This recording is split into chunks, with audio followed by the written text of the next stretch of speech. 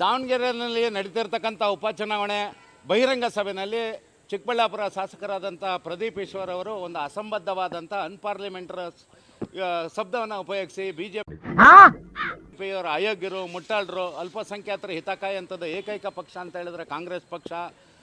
ಏನು ರಾಷ್ಟ್ರಪತಿಯಾಗಿ ಅಬ್ದುಲ್ ಕಲಾಂ ಅವ್ರನ್ನ ನೇಮಕ ಮಾಡಿದ್ದು ಕಾಂಗ್ರೆಸ್ ಪಕ್ಷ ಅಂಥೇಳಿ ಇವತ್ತು ಸುಳ್ಳು ಹೇಳೋದ್ರ ಮುಖಾಂತರ ಮತ್ತು ಅಸಂವಿಧಾನಾತ್ಮಕವಾದ ಪದಗಳನ್ನ ಅನ್ಪಾರ್ಲಿಮೆಂಟರಿ ವರ್ಡ್ಗಳನ್ನ ಯೂಸ್ ಮಾಡಿ ಒಂದು ಈ ಬಡತವಿಂದ ದೇಶ ಉದ್ಧಾರ ಆಯ್ತದ.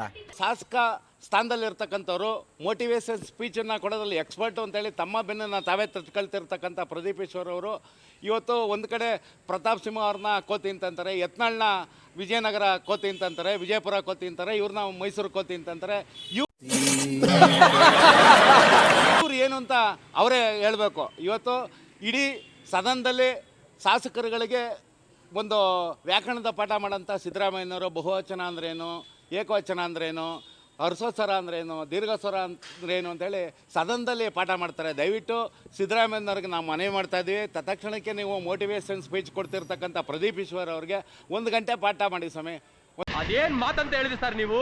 Really hats off sir, hats off. ಒಂದು ಪ್ರಜಾಪ್ರಭುತ್ವ ವ್ಯವಸ್ಥೆಯಲ್ಲಿ ಚುನಾಯಿತ ಪ್ರತಿನಿಧಿಗಳು ನಾವು ಯಾವ ರೀತಿ ಇರಬೇಕು, ನಮ್ಮ ಮಾತು ನಡವಳಿಕೆ ಹೇಗಿರಬೇಕು ಅಂತ ದಯವಿಟ್ಟು ತಾವು ಹೇಳ್ಕೊಡ್ಬೇಕು. ಯಾಕೆಂತಂದರೆ ಇವತ್ತು ಜಿಲ್ಲಾಧಿಕಾರಿಗಳ ಮುಖಾಂತರ ನಾವು ಪ್ರದೀಪ್ ಈಶ್ವರ್ ಅವರು ಮಾಡಿರ್ತಕ್ಕಂಥ ಈ ಏನು ಒಂದು ಗುಂಪು ಘರ್ಷಣೆ ಮತ್ತು ಹೇಟ್ ಸ್ಪೀಲು ದ್ವೇಷ ಭಾಷಣ ಏನಿದೆ, ಒಂದು ಮಾತೇನಿದೆ, ಅದರ ಮೇಲೆ ಒಂದು ಸ್ವಯಂ ಪ್ರೇರಿತವಾಗಿ ದೂರು ದಾಖಲು ಮಾಡ್ಕೋಬೇಕು ಅಂಥೇಳಿ ಮಂಡ್ಯ ಜಿಲ್ಲಾಧಿಕಾರಿಗಳ ಮುಖಾಂತರ ಒಂದು ದೂರನ್ನು ದಾಖಲು ಮಾಡಿದ್ದೀವಿ, ದೂರು ಕೊಡ್ತಾ ಇದ್ದೀವಿ.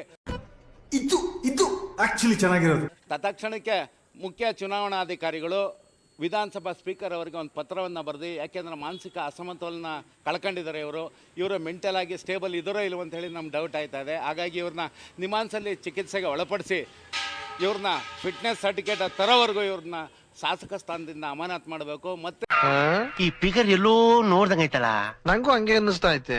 ಚುನಾವಣಾಧಿಕಾರಿಗಳು ಬಹಿರಂಗ ಸಭೆ ಏನಿದೆ ಆ ಸಭೆಗಳಲ್ಲಿ ಭಾಗವಹಿಸಬಾರ್ದು ಅಂತೇಳಿ ಇವ್ರನ್ನ ದಾವಣಗೆರೆ ಜಿಲ್ಲೆಯಿಂದ ಗಡೀಪಾರು ಮಾಡಬೇಕು ಅಂತೇಳಿ ನಾನು ಒಂದು ಮನವಿಯನ್ನು ಮಾಡ್ತಾಯಿದ್ದೀವಿ. ಮತ್ತು ಸುಮೋಟೋ ಕೇಸನ್ನು ಚುನಾವಣಾ ಆಯೋಗ ಸ್ವಯಂ ಪ್ರೇರಿತವಾಗಿ ಇವ್ರ ಮೇಲೆ ಏನು ಒಂದು ದ್ವೇಷ ಭಾಷಣವನ್ನು ಮಾಡಿದ್ದಾರೆ, ಅಸಂಬದ್ಧ ಹೇಳಿಕೆಯನ್ನು ಅನ್ಪಾರ್ಲಿಮೆಂಟರಿ ವರ್ಡ್ ಯೂಸ್ ಮಾಡಿದ್ದಾರೆ, ಅದ್ರ ಬಗ್ಗೆ ಒಂದು ಸ್ವಯಂ ಪ್ರೇರಿತವಾಗಿ ದೂರು ದಾಖಲೆ ಮಾಡ್ಕೊಂಡು ಕಾನೂನು ರೀತಿಯ ಕ್ರಮ ಕೈಗೊಳ್ಳಬೇಕು ಅಂತ ಹೇಳಿ ನಾವು ಮನವಿ ಮಾಡಿದ್ವಿ.